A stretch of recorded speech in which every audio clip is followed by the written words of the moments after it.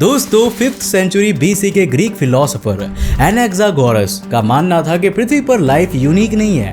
Universe के कोने कोने में हम जैसे इंटेलिजेंट जीव रहते हैं और पृथ्वी पर लाइफ भी दूर कहीं अंतरिक्ष से किसी स्पेस ऑब्जेक्ट पर सवार होकर आई थी। अब यूं तो मॉडर्न साइंस में इस थियरी को बेसलेस माना जाता है, पर वैज्ञानिकों को समय समय पर ऐसे सबूत मिलते रहते हैं जो इसके सच होने की ओर इशारा करता है। अब दोस्तों कुछ ऐसे ही सबूत हाल ही में 3 मीटेओराइट्स में मिले हैं। इन मीटेओराइट्स के अंदर DNA और RNA के ट्रेसेस मिले हैं। अब मैं आपको बता दूं कि पृथ्वी पर जो भी लाइफ फॉर्म्स पाए जाते हैं, ये मॉलिक्यूल्स उनकी सेल बायोलॉजी के लिए बहुत ही इंपॉर्टेंट है, क्योंकि इन्हीं में उनकी जेनेटिक इंफॉर्मेशन इनकोडेड होती है। तो आखिर दूर अंतरिक्ष से आए उन मीटेओराइट्स में DNA और RNA के ट्रेसेस कहां से आए, और क्या ये मीटेओराइट्स दूसरे प्लैनेट्स पर हम जैसे एडवांस्ड एलियन सिविलाइजेशन के होने का प्रूफ है? जानने के लिए वीडियो को एंड तक जरूर देखना। साथ ही वीडियो को गौर से पूरा देखना, क्योंकि वीडियो के अंत में मैं आपसे एक सवाल पूछूंगा और उसका जवाब इसी वीडियो में कहीं छुपा हुआ होगा। तो हेलो गाइस, मैं हूं कौशिक और चलिए जानते हैं कि हमारी पृथ्वी पर लाइफ आखिर कहां से आया था।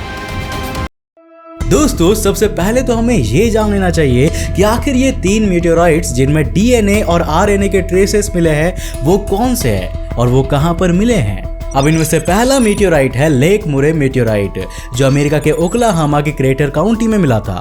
अब ऐसा माना जाता है कि ये करीब 10 करोड़ साल पहले पृथ्वी पर गिरा था। दूसरा मीटेओराइट है मार्किंसन मीटेओराइट, जो साल 1969 में ऑस्ट्रेलिया के विक्टोरिया में गिरा था। और तीसरा और आखिरी मीटेओराइट है तागिश लेक मीटेओराइट, जो साल 2000 में कनाडा के ब्रिटिश कोलंबिया में गिरा था। यानी कि ये 3 मीटेओराइट दुनिया के 3 अलग अलग इलाकों से आए हैं और अलग अलग समय पर गिरे थे।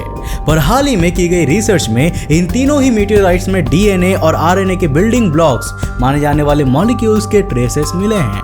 इन बिल्डिंग ब्लॉक्स को न्यूक्लियोबेसेस कहते हैं। अब astrochem.org की वेबसाइट के अनुसार टोटल 5 प्रकार के न्यूक्लियोबेसेस होते हैं। इनमें से काइटोसाइन, गुआनाइन और एडिनाइन DNA और RNA दोनों में ही पाए जाते हैं।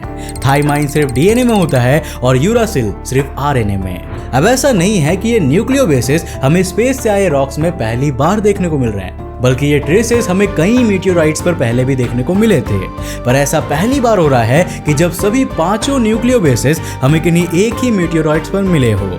और अब रिसर्चर्स मानते हैं कि ये नई डिस्कवरी इस ओर इशारा करती है कि आज से करीब 400 करोड़ साल पहले पृथ्वी पर कुछ ऐसे मीटेओराइट्स आए थे जिनके मॉलिक्यूलर इंग्रेडिएंट्स ने पृथ्वी पर अर्लीस्ट लाइफ को डेवलप होने में मदद की थी।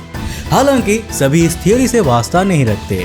कुछ वैज्ञानिकों का मानना है कि ये मीटेओराइट्स एक्स्ट्रा टेरेस्ट्रियल ओरिजिन के नहीं है, बल्कि ये पृथ्वी की सरफेस पर गिरने के बाद ही कंटामिनेट हुए हैं। कहने का मतलब ये है कि जब ये आसमान से नीचे की ओर गिर रहे थे तब इन्हें डायरेक्ट तो कैच नहीं किया गया था ना, बल्कि ये जमीन पर गिरे थे और कई सालों तक वहां पर रहे भी थे। मतलब ये पृथ्वी के माइक्रो ऑर्गेनिजम्स और दूसरे जीवों के कांटेक्ट में जरूर आए होंगे। तो क्या ऐसा नहीं हो सकता कि ये मॉलिक्यूल्स उन पर पृथ्वी के जीवों की वजह से ही आई हो? वेल, बिल्कुल हो सकता है, और इस थियरी को सपोर्ट करता एक एविडेंस भी सामने आया है। दरअसल DNA और RNA में 2 प्रकार के हेट्रोसाइक्लिक एरोमेटिक ऑर्गेनिक कंपाउंड्स होते हैं, पीयूरिन्स और पायरिमिडाइंस। अब ये दोनों ही नाइट्रोजेनस बेसेस होते हैं जो 2 अलग अलग न्यूक्लियोबेसेस के कॉम्बिनेशन से बनते हैं। इंटरेस्टिंगली हमारे मीटेओराइट्स में हमें पीयूरिन्स तो काफी मात्रा में मिले हैं, पर पायरिमिडाइंस बहुत ही कम मिले हैं। और इस आधार पर वैज्ञानिक ये कहते हैं कि हमें DNA और RNA के बिल्डिंग मॉलिक्यूल्स को स्पेस से आई हुई कोई गिफ्ट ना मानते हुए इसे धरती पर हुई जियोकेमिकल प्रोसेस का रिजल्ट मानना चाहिए। मीटेओराइट्स में मिले DNA और RNA के इन ट्रेसेस के बारे में 26 अप्रैल 2022 को नेचर जर्नल में एक आर्टिकल पब्लिश किया गया था। जापान के होक्काइडो में स्थित institute of low temperature science के एसोसिएट प्रोफेसर याशुहिरो ओबा इस आर्टिकल के मेन राइटर्स में से एक है। वैज्ञानिक बहुत ही कम समय से ये अनुमान लगा रहे थे कि स्पेस से आए रॉक्स में हमें सभी 5 न्यूक्लियोबेसेस मिल सकते हैं। इस बात को प्रूव करने के लिए उन्होंने लैब में इंटरस्टेलर स्पेस की केमिकल कंडीशंस के हिसाब से सेटिंग्स बनाई। इन स्टडीज में सामने आया कि पृथ्वी पर आने वाले मीटेओराइट्स में DNA और RNA को बनाने वाले सभी 5 न्यूक्लियोबेसेस थियोरेटिकली पॉसिबल है। इनमें थाइमिन और काइटोसाइन भी हो सकता है। अब आप कहोगे कि भाई जब सभी 5 न्यूक्लियोबेसेस एक बार में मेंशन कर दिए हैं तो फिर थाइमिन और काइटोसाइन को अलग से बताने की क्या जरूरत है? वेल, इन्हें मैं अलग से इसीलिए बता रहा हूँ क्योंकि ये वही 2 न्यूक्लियोबेसेस है जो पायरिमिडीन्स का फॉर्मेशन करते हैं। जब थियोरेटिकल स्टडीज से मीटियोराइट्स के बारे में ये राज पता चला तो वैज्ञानिक प्रैक्टिकली इसके सबूत खोजने के लिए निकल पड़े और उन्होंने मर्किंसन, म्यूरे और टागिस लेक मीटियोराइट्स की स्टडीज करने का डिसीजन लिया। अब मैं आपको बता दूं कि ये मीटियोराइट्स स्पेशली इसी स्टडी के लिए डिस्कवर नहीं किए गए थे, बल्कि ये सालों पहले ही खोज लिए गए थे और उनके सैंपल्स साइंटिफिक स्टडीज के लिए अवेलेबल थे। अब इन तीनों मीटियोराइट्स को साइंटिफिक स्टडीज के लिए इसीलिए चुना गया क्योंकि ये कार्बन रिच मीटियोराइट्स थे और इनमें ऑर्गेनिक कंपाउंड्स मिलने की पॉसिबिलिटी सबसे ज्यादा थी। याशुहिरो ओबा बताते हैं कि दुनिया भर में इन 3 मीटियोराइट्स पर की गई प्रीवियस रिसर्चेस में इनमें हाइड्रोकार्बन्स, प्रोटीन्स का फॉर्मेशन करने वाले एमिनो एसिड्स और ऑर्गेनिक मॉलिक्यूल का एक इंपॉर्टेंट इंग्रेडिएंट हेक्सामिथाइलिन टेट्रामाइन की प्रेजेंस भी पाई गई थी। इससे इनमें न्यूक्लियोबेसिस के प्रेजेंस मिलने की एक्सपेक्टेशंस भी काफी हाई थी। अब इन मीटियोराइट्स के सैंपल से न्यूक्लियोबेसिस को सेपरेट करने के लिए वैज्ञानिकों ने हाई परफॉर्मेंस लिक्विड क्रोमेटोग्राफी नाम की एक टेक्निक का यूज किया था। इस टेक्निक में प्रेशराइज्ड वाटर की मदद से सैंपल्स में से रिक्वायर्ड कंपोनेंट्स को अलग कर लिया जाता है। इसके बाद उन्होंने मास स्पेक्ट्रोमेट्री की टेक्निक का यूज करके प्राप्त हुए कंपोनेंट्स की केमिकल कंपोजिशन को जाना।